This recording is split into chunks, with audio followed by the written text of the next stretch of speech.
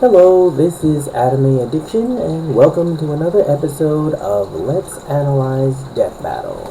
Today's episode will feature the matchup between Ivy Valentine from Soul Calibur and Soul Edge versus Black Orchid from Killer Instinct. And yes, I am familiar with these two combatants as well as played their games, though I'm more familiar with Black Orchid since I've played the Killer Instinct games more than I have played the Soul Edge and Soul Calibur games. But in any case, it's yet another all-female fight, just like the first one I've done, Chun-Li versus Mai Shiranui. And as always, if you haven't seen this death battle yet, please go to schoolattack.com or their YouTube channel in order to see it first so you don't get spoiled. And as always, I'm going to let the stars of Death Battle, Boomstick and Wiz, give their pre-battle analysis and introduction for both characters before I give my 2 cents worth. So, let's get started, shall we?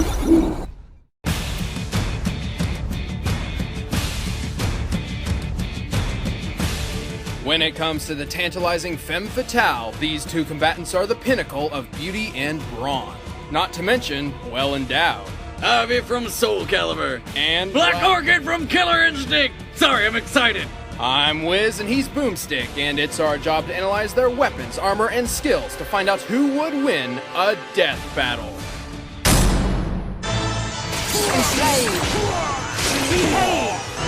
Left on the doorstep of a London mansion, the infant Isabella was adopted and raised by the noble house of Valentine. Little did they know she'd grow up to be this deadly dominatrix. Oh, Daddy must be so proud. Well, he's dead, so there's that. Both her father and mother died while searching for the legendary Soul Edge, leaving Isabella, or Ivy, as their sole legacy. Her only remaining parent is her birth father, the pirate Cervantes, who is a zombie. Sometimes. Well then, good call on the baby dumpster donation. Zombie pirates don't make good fathers. Believe me, I know. What? Ivy also has some awfully great, magic. Her father was a skilled alchemist, and Ivy took up his research to find and destroy Soul Edge. She taught herself summoning and alchemy rituals, which she used to forge her unique sword, the Valentine. The Valentine is an extendable snake sword with a stupid name. It should have been called Deadly Ass Fuck since it works just like a normal sword, but with a flick of Ivy's wrist it turns into a 9-meter long whip of blades. It can be used in all sorts of ways, even a stealthy underground attack. It is also sentient with a mind of its own.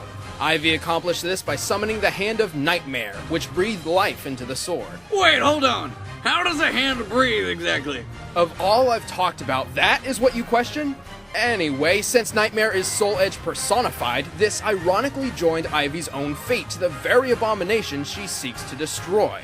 Whoops. I'd like to join Ivy's fate if you know what I'm saying.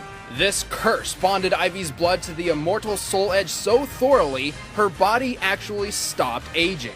Actually, Wiz, what I think is happening here is her age is getting stored in her enormous rack. I mean, they just keep getting bigger and bigger as time goes by. Well, you never know with magic. Ivy is skilled with all of her sword's forms, but long-range combat is her bread and butter.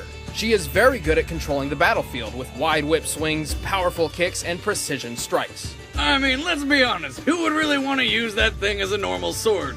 She has spent most of her life seeking and destroying anything remotely related to Soul Edge, innocent or otherwise, which will eventually include herself when all is said and done. But despite having one of Soul Calibur's deadliest movesets, she has a rather spotty win-loss record. Don't they make pads for that?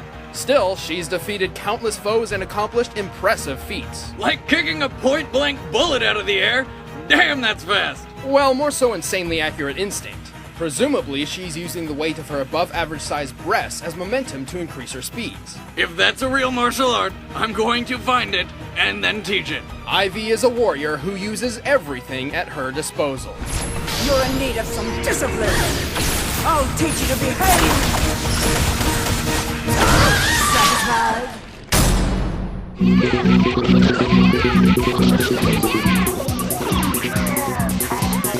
government spy codenamed Black Orchid is a complete mystery. Her past, training, and real name are so secret not even she knows most of it. How the hell does that work? What we do know is, she's a killer.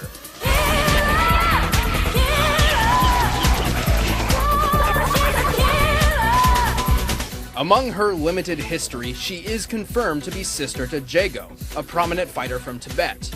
Orchid's origin must share similarities, so she is most likely a practitioner of Chinese martial arts, such as Kung Fu. Orchid's weapons of choice are heavy Chinese tonfa, made of lasers! Apparently, whoever she works for has figured out how to make lightsabers, and Orchid wielded these early in her career before upgrading to laser tonfa. Tonfa are short and strong, designed for quick damage. Perfect for Orchid, who is incredibly skilled in fast, close-range combat. Her other set of weapons are called TNA. Well, actually... I mean, just look at what she's wearing! It's not like she's trying to hide anything. Man, I wish I was that jumpsuit. Orchid prefers speed over strength with quick, rapid strikes. Some moves even defy physics. What is she, some sort of witch? Absolutely. Orchid's best weapon is her trove of spells. Most useful is the Fire Cat, a transfiguration spell which morphs her body into an intangible feline of flame. Oh, I want to pet her, but I can't, cause, you know, the burning. She also uses magic in her No Mercies, finishers which can be used after an enemy is weakened. When not using her tonfa to incinerate people, she can transform them into a helpless frog. Smash up! Smash up! Yes! But she has one more weapon in her arsenal. Or rather, two. Her fun bags of destruction! And you just thought I was being a pig earlier. But really, whipping out the girls causes an instant heart attack to whoever views them.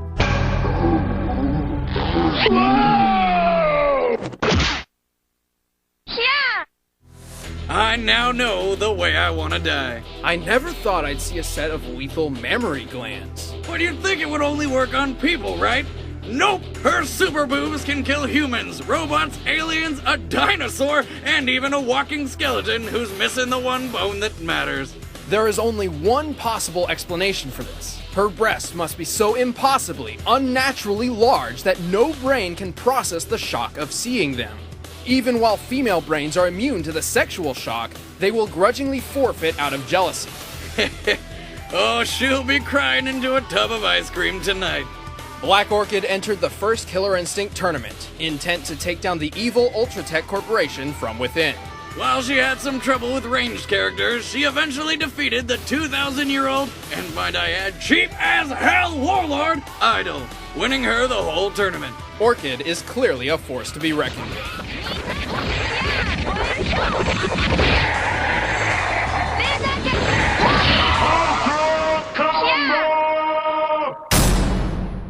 Alright, the combatants are set. Let's end this debate once and for all. It's time for a death battle!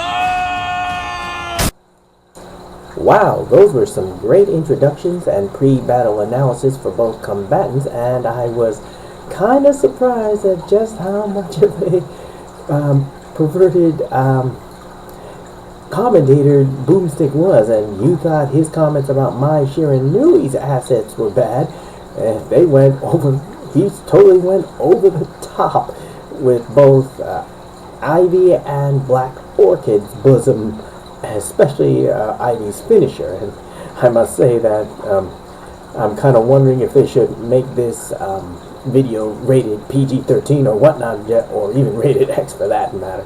But in any case here, as for their matchup, here's my say on it. Now, first we'll start with Ivy Valentine. Now, Ivy Valentine has a lot of brawn to go with her beauty, and her whip sword is quite a formidable weapon, both in close range and long range attack. Plus the fact that she has her magic, which is connected to her, the thing that she wants to destroy most, which is Soul Edge, which in the end, that'll also include herself, ironically. However, even though the power of the Soul Edge has stopped her from aging, that does not make her immortal. There's a big difference between agelessness and immortality. Immortality means you cannot die regardless of what happens to your body. Agelessness just simply means she will stay young or at the age of where she is now forever. She just won't die from old age. But that does not mean she can't die from stab wounds, burns, and whatnot, because she can. And that's the first thing you have to remember about Ivy Valentine, is the fact that she can be killed. It's just that Father Time will not do it for her. It's got to be done by something else. Now, the second thing about Ivy Valentine that I have to point out is the fact that her whip sword, although formidable at long range, is not to be considered as a projectile weapon. It simply extends her reach. In other words, she is still connected physically by holding on to it. And once she extends that sword, if she misses her target, or if she is not able to pull it back, if her opponent, like Black Orchid, gets in close, then she will be at a disadvantage. When you wield a whip or anything similar to that, once you extend it, then it becomes very vulnerable and open to attack if you do not pull it back. And the same thing goes. So, in the end, a whip is only as good as the wielder. And in this case here, that is why Ivy Valentine needs to control the battlefield. She needs to have that space. She needs to have that kind of control or direction in order to fight effectively. And if something gets in close where she cannot react fast enough to it, then she'll be in trouble. And unfortunately for her, her opponent, Black Orchid, has that advantage. Now, switching over to the main protagonist of the Killer Instinct series, Black Orchid has a formidable arsenal of her laser tonfa, her kicks, and her trove of spells, as they said in the pre-battle analysis. And also she has won the tournament of Killer Instinct and was able to defeat the boss Idol. And she is also very, well, what can I say? Just about every character in the Killer Instinct series is pretty much what one would call combo happy. In other words, once they get in close, once they get up to their opponent and catch them off guard, there's just practically no stopping them from throwing out almost impossibly long chain combos and hits and whatnot. And I'm kind of surprised if their opponent doesn't explode from that many hits. Now, as they said in the pre-battle analysis, Orchid does have a problem with ranged characters, and Ivy is mostly a ranged character. She can hit long range. However, that didn't mean that she didn't know how to deal with them. Now, if she was able to win the tournament, then of course, then she probably has her way around all those projectiles and whatnot. So, she has also the fact that her, well, what can I say? Her finishing move is questionable at best as to whether or not it will work on Ivy. Now, the fact of the matter is, they kept on saying something about her, well, her bosom being so impossibly huge, unnaturally large, that no human brain could process the sight of seeing them and whatnot. And I'm kind of questioning whether or not if that would work against Ivy, considering her, well, assets herself. But in any case here, if Black Orchid is able to get in close, and she's been known to do that, and her Fire Cat, which was mentioned to be able to pass through projectiles, that could be the key to her winning against Ivy Valentine. Now, if you want to ask who I think is going to win this fight, you first must consider what is being brought to this fight. It is basically a long-range character versus a basic short-range character. We have one person who has a spotty win-loss record and another who actually won the tournament. Now, going by that reasoning, one might say that Black Orchid would have the advantage. And yes, I do agree that she would have the advantage, even though she does have a problem with long-range characters. She still has her ability to counter that much better than certain other fighters that I might be able to mention, and I will later on in this analysis. But in this case here, Black Orchid has the potential to defeat Ivy due to her intangible fire cat being able to get up close, and the fact that, unlike Ivy, Orchid has had more experience in even fighting the boss character in this case here, and she has her, well, let's say that yes, Ivy can deal a great amount of damage, but she must be given the opportunity to do so using long range and keep her at a distance. And the fact of the matter is, if she is unable to do so, if Black Orchid gets that one chance, and in order to get in there, there will be no stopping her. As I said before, all Killer Instinct characters are pretty much combo happy, and if that happens, then I'm afraid that Ivy is going to be pounded into oblivion. So even if I am if that is the case, let's watch the death battle and see for ourselves if I am correct in my assessment. So, Moonstick and Wiz, let's get to it, shall we?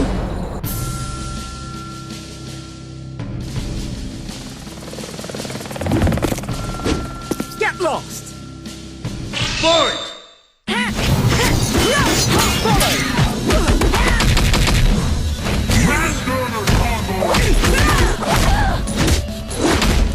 Does it hurt?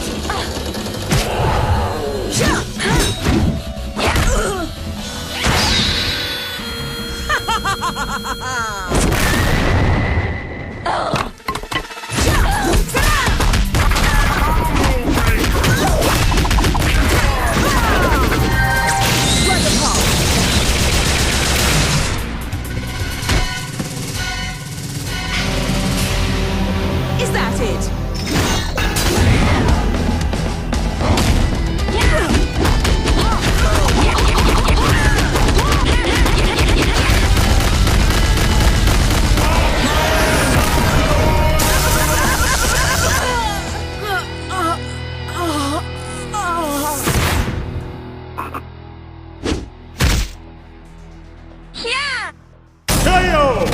I feel sorry for the guy that has to clean that up. Orchid's an unstoppable force. Her win against Idol proves her incredible fighting ability.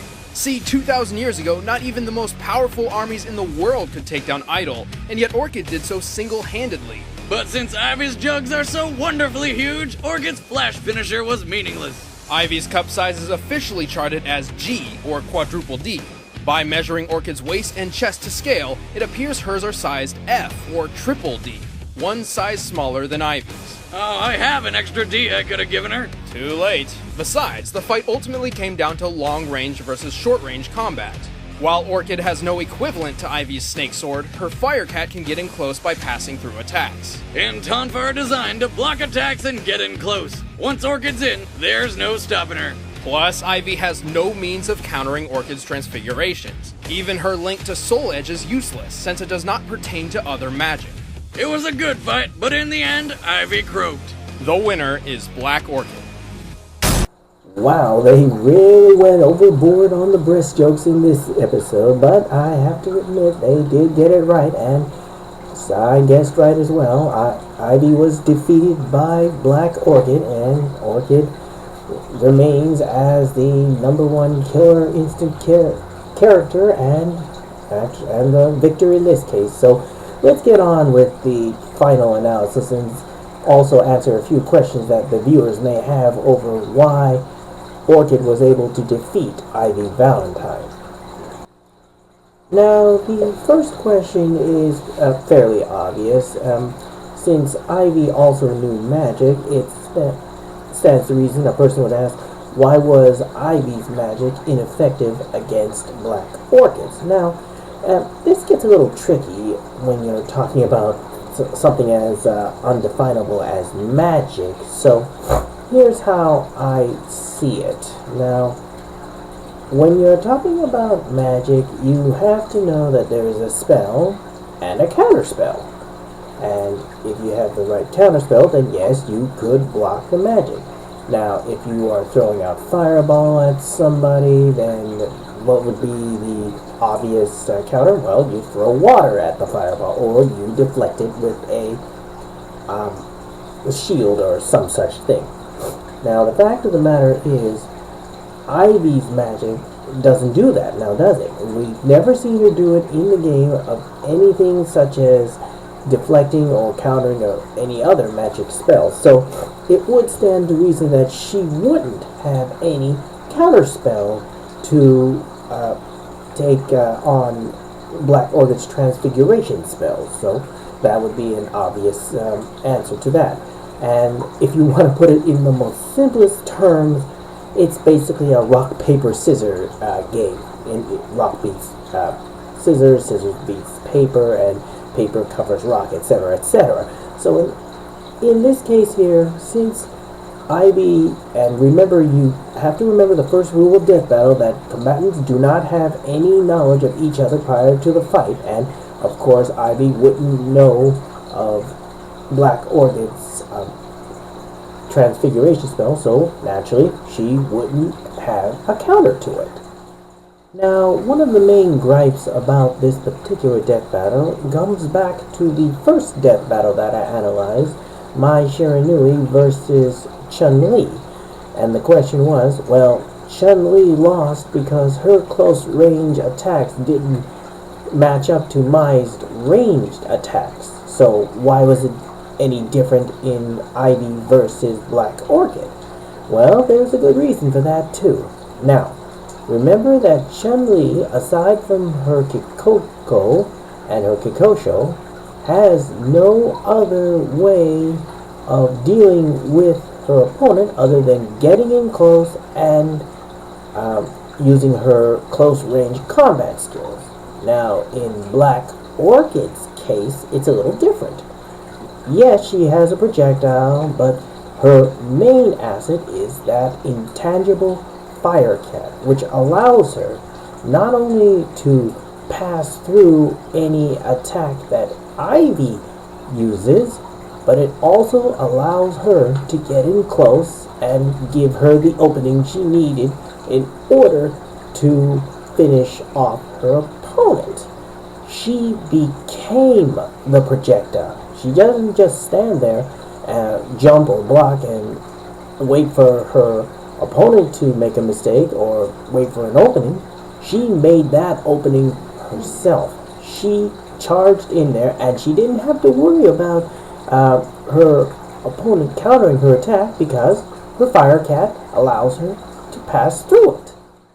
Now, in the end, yes, I do agree with the outcome of this battle, mostly due to the fact that Ivy Valentine is a formidable fighter, but when it comes to really putting in blows and countering her Snake Sword's ability and her spells, Black Orchid has her beat. And in this case here, in the end, well, I guess the princess turned into a frog in this case here. So, in the end, yes, I do agree with this death battle in particular. And even though some may disagree, that saying that, well, Orchid shouldn't have been able to get as many hits as she did, as I said before, once they just give them the opening they need, and Orchid made that opening for herself with her Fire Cat, there's just no stopping them with their combos and whatnot. So, in the end, yes, I do agree that this death battle is valid and that Boomstick and Wiz did their homework in this case here. Well, in any case, this was a very fun death battle, and even though it had more on the risque side because of all the innuendo jokes about their breast size, it was still a fun battle, and I hope that Death Battle will and Screw Attack will continue to churn out more good episodes for us to watch, analyze, discuss, and debate about. So until then, I'll see you later.